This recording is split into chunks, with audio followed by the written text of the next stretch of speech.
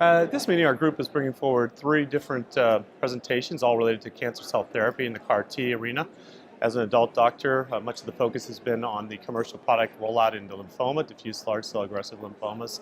We're part of yesterday's presentation for the real world, 274 patients being treated with the commercial axi-cell since its rollout of October of 2017.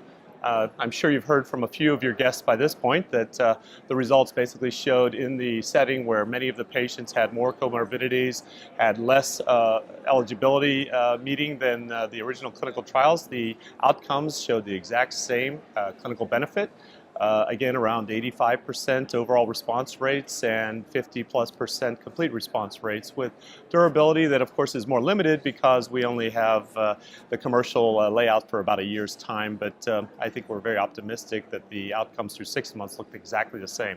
People want to know about toxicity. Cytokine release syndrome, utilization of the intensive care units are decreasing as physicians are becoming more comfortable with the treatment of the patients, and however, really the concern of the neurological toxicity, that grade 3 neurotoxicity, less responsiveness, concerns for ICU visits are still remaining at 30%, so that's the limitation.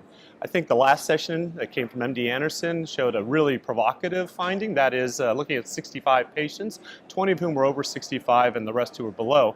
The benefit of the 65-year-olds was just the same as those who are under 65, and that really raises the issue of how do we get the therapy out there, how do we get the Medicare reimbursement, how do we bring this life-saving therapy to those patients. Okay, but nonetheless, 40 to 50% complete response rate.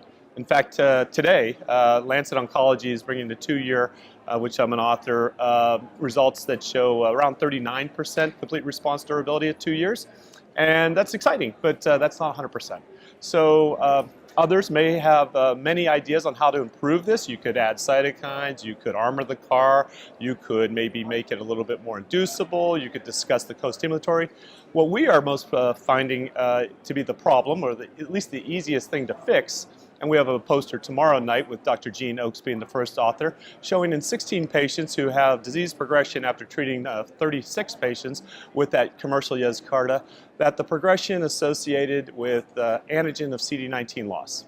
Now, that should be obvious, that when the antibodies only bind to the 8 amino acid epitope and that in this heterogeneous collection of billions of cancer cells, there are some of the cells that are missing the epitope, and it's much like the Galapagos Island and Darwin's natural selection of the species. It wasn't that the birds who had the narrow beak thought about it, they just were by chance born with the narrow beak and could reach the food between the rocks. Well, likewise, this cancer cells that are without the CD19 expression are escaping this immunological effect, and they will come back.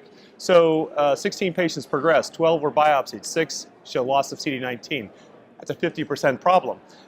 Quite easily, the most simple thing to do would be target 2 antigens, not 1.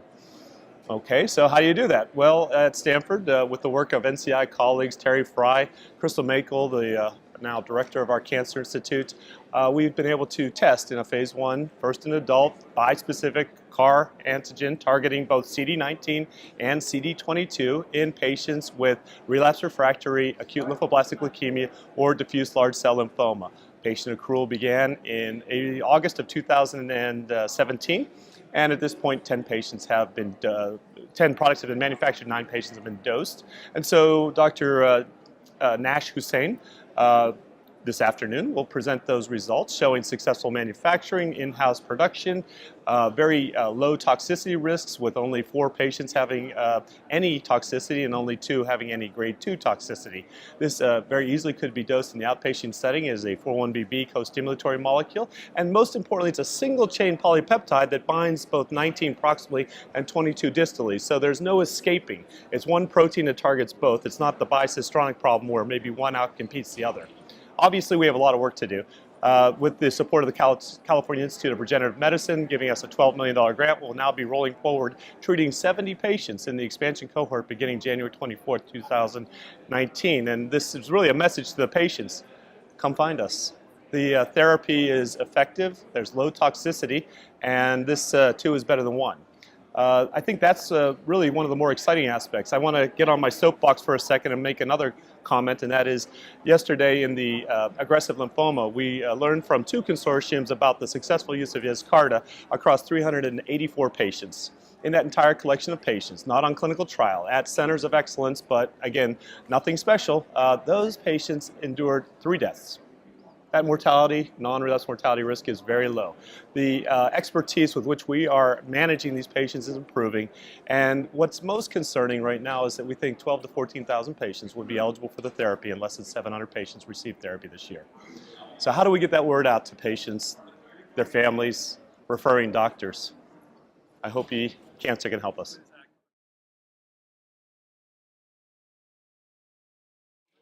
Well, the cost issue is a concern. I don't know how to answer that question. I'm from Stanford. We are treating patients irrespective of insurance, all ages, who have the ability to benefit. And while the decreased response rates and overall survival were shown in patients who have very poor performance status, it was evident that even those who have reduced performance status were getting clear benefit. And I think we have a national discussion about how we allocate costs. And then there's the other question, right? Because maybe cost should be less. Maybe there's a different way to produce these cancer cell therapies, and one of the models is distributed production, which is consistent with our in-house Prodigy-based manufacturing of the CAR-1922 plus other CAR T cells. So we don't know where the economics of CAR T cell are going to go, but I think the lesson yesterday was they're here to stay. They're as effective as advertised, and we have a few simple ideas on how to make them better.